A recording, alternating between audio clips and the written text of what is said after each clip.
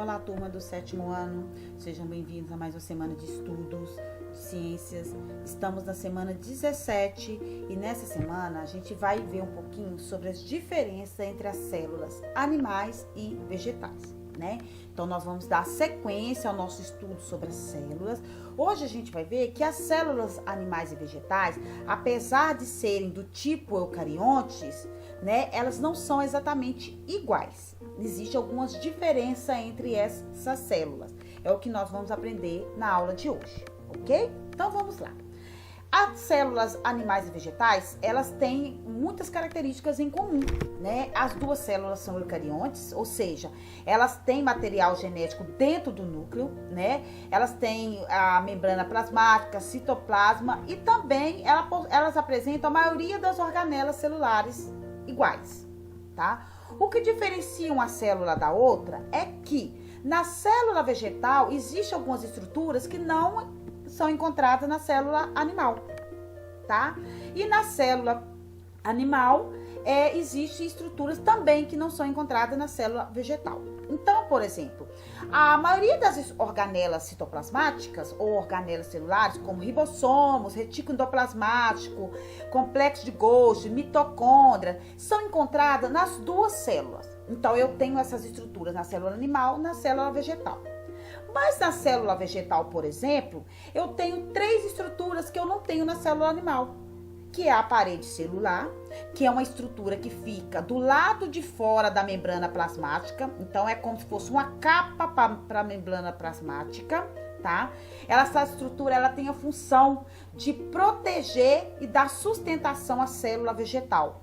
E essa parede celular, ela é muito rica em celulose, que é o material que é extraído e utilizado na produção, por exemplo, do papel.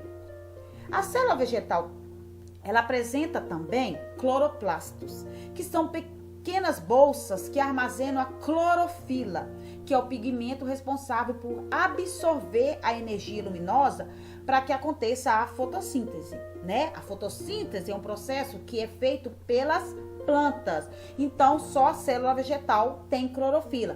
Então, só a célula vegetal tem cloroplastos, tá? E a célula vegetal também, ela apresenta grandes bolsas chamadas vacúolos. Essas bolsas têm a função de armazenar água e sais minerais que a célula vegetal utiliza durante suas atividades, correto? Já na célula animal, né, nós temos uma estrutura que eu não tenho na célula vegetal, que é o centríolo, tá? Essa estrutura, ela é muito importante no processo de divisão celular, que é o processo onde a célula animal se divide, dando origem a 2 outras células, correto? Então, aqui eu tenho um esquema da célula vegetal e aqui a célula animal, tá? Então, olha aqui para vocês verem. Essas estruturas verde aqui são os cloroplastos, tá? Essa estrutura externa aqui, né, bege, é a parede celular, né? Que são estruturas que eu tenho na célula vegetal, mas eu não tenho na célula animal. E aqui no meio, próximo ao núcleo, eu tenho o vacúolo, né? Que é a bolsa onde armazena água e sais minerais que a célula animal vai utilizar nas suas atividades. Tá? Então, o que diferencia a célula animal da célula vegetal é que a célula vegetal, ela apresenta parede celular, isso aqui, cloroplastos e vacúolos. E a célula animal, ela não apresenta essas estruturas. E a célula animal apresenta umas estruturas chamadas centríolos, tá? Que não são encontradas na célula vegetal. Essas estruturas na célula animal, elas são responsáveis pelo processo de divisão celular, que é o processo de reprodução da célula, tá?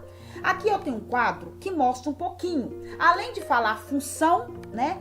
Mostra um pouquinho sobre onde essas estruturas são encontradas, tá? Então, aqui, a cápsula, né? É uma estrutura que não é encontrada nem na célula animal, nem na célula vegetal.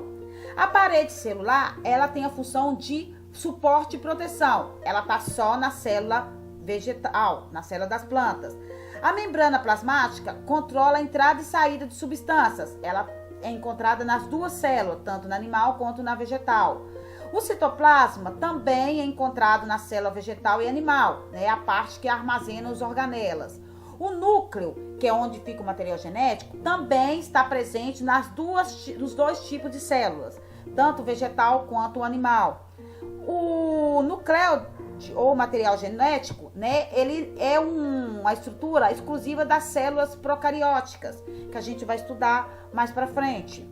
Mitocôndrias, ribossomos, retículo endoplasmático, complexo de Golgi são encontrados tanto na célula animal quanto na célula vegetal.